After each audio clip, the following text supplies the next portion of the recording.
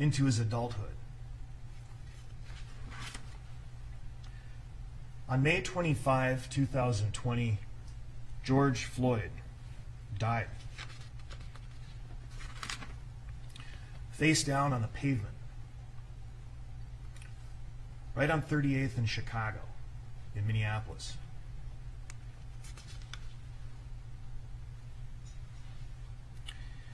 Nine minutes and 29 seconds. 9 minutes and 29 seconds. During this time, George Floyd struggled, desperate to breathe, to make enough room in his chest to breathe. But the force was too much. He was trapped. He was trapped with the unyielding pavement underneath him, as unyielding as the men who held him down, pushing him. A knee to the neck, a knee to the back, twisting his fingers, holding his legs for 9 minutes and 29 seconds, the defendant's weight on him. The lungs in his chest unable to expand because there wasn't enough room to breathe. George Floyd tried. He pushed his bare shoulder against the pavement to lift himself, to give his chest, to give his lungs enough room in his chest to breathe, with the pavement tearing into his bare skin. As he desperately pushed with his knuckles to make space so he'd have room to breathe, the pavement lacerating his knuckles. The defendant stayed on top of him for 9 minutes and 29 seconds. So desperate to breathe, he pushed with his face,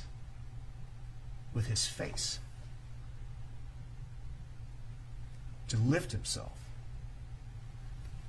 to open his chest, to give his lungs room to breathe. The pavement tearing into his skin, George Floyd losing strength.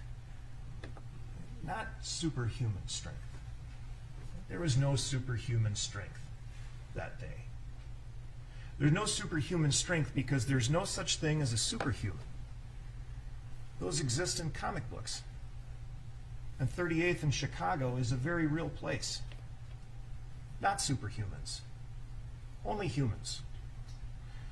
Just a human, just a man, lying on the pavement, being pressed upon, desperately crying out. A grown man crying out for his mother. A human being.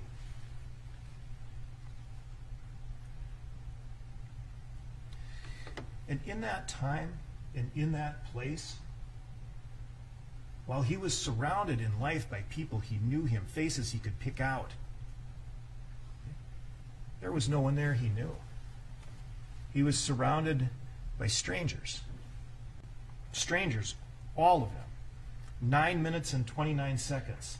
He's surrounded by strangers, not a familiar face to say his final words. But he did say them to someone. He said them to someone who he did not know by name, but he knew him from the uniform he wore and the badge he wore. And he called him Mr. Officer. That's what he called him, Mr. Officer. Mr. Officer would help. We call the police when we need help. And he pleaded with Mr. Officer. George Floyd's final words on May 25, 2020 were, "Please, I can't breathe." And he said those words to Mr. Officer. He said those words to the defendant. He asked for help with his very last breath. But Mr. Officer did not help. The defendant did not help. He stayed on top of him, continued to push him down, to grind his knees, to twist his hand, to twist his fingers into the handcuffs that bound him, looking at him, staring down at times, the horrified bystanders who had gathered and watched this unfold.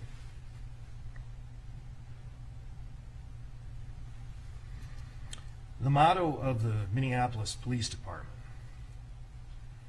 is to protect with courage and to serve with compassion. But George Floyd was not a threat to anyone. He wasn't trying to hurt anyone. He wasn't trying to do anything to anyone.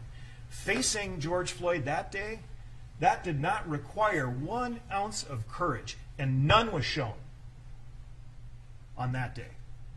No courage was required. All that was required was a little compassion. And none was shown on that day. George Floyd said, "I'm not trying to win." This was a call about a counterfeit $20 bill. All that was required was some compassion. Humans need that. People need that. But more fundamental than that, and more practical at that time, in that place, what George Floyd needed was some oxygen. That's what he needed. He needed to breathe. Because people need that. Humans need that. To breathe.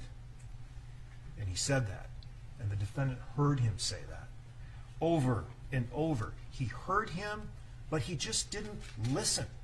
He continued to push him down, to grind into him, to shimmy, to twist his hand for 9 minutes and 29 seconds.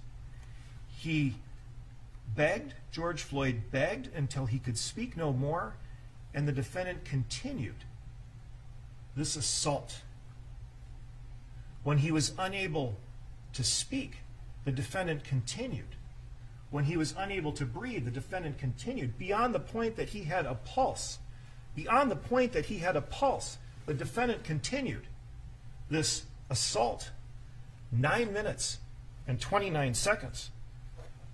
When the ambulance arrived, the ambulance was here, and the defendant continued. He stayed on top of him. He would not get up. He would not let up.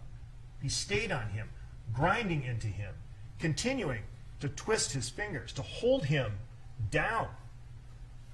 He had no pulse. He was not breathing. He was not responsive, and the defendant had to know what was right beneath him. Right beneath him. You saw the video. You saw the point when the ambulance arrived, and finally, after a paramedic got out, and the defendant still did not get up, and the paramedic tapped him, and finally the defendant got up, and they lifted Mr. Floyd onto that gurney, and you saw the way he was not, there was nothing there. His head had to be held to prevent it from falling to the ground. He was completely limp. The defendant had to know that. He was there. He was on top of him. And he was on top of him. On top of him. Sometimes you ask for the truth, sometimes you insist on the truth. And the truth is the defendant was on top of him for 9 minutes and 29 seconds. And he had to know. He had to know.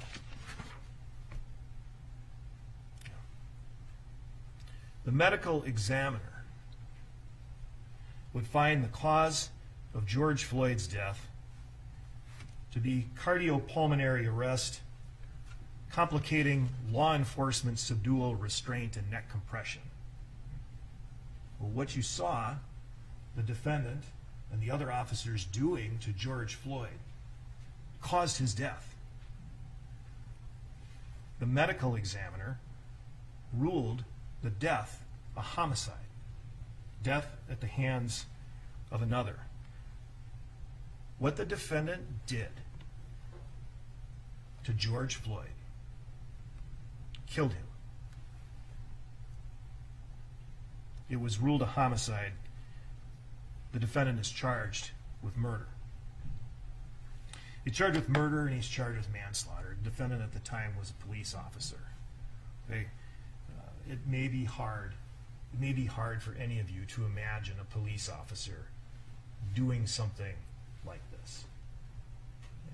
Remember, in jury selection, and we talked about bias and we talked about setting biases and preconceived notions behind. Well, imagining a police officer committing a crime might be the most difficult thing you have to set aside, because that's just not the way we think of police officers. We trust the police. We trust the police to help us. We believe the police are going to respond to our call for help. We believe they're going to listen to us. And this is strong. This runs deep. It's difficult to set this aside. I want you to consider that even after, with the bystanders, after they saw what they saw, after they saw the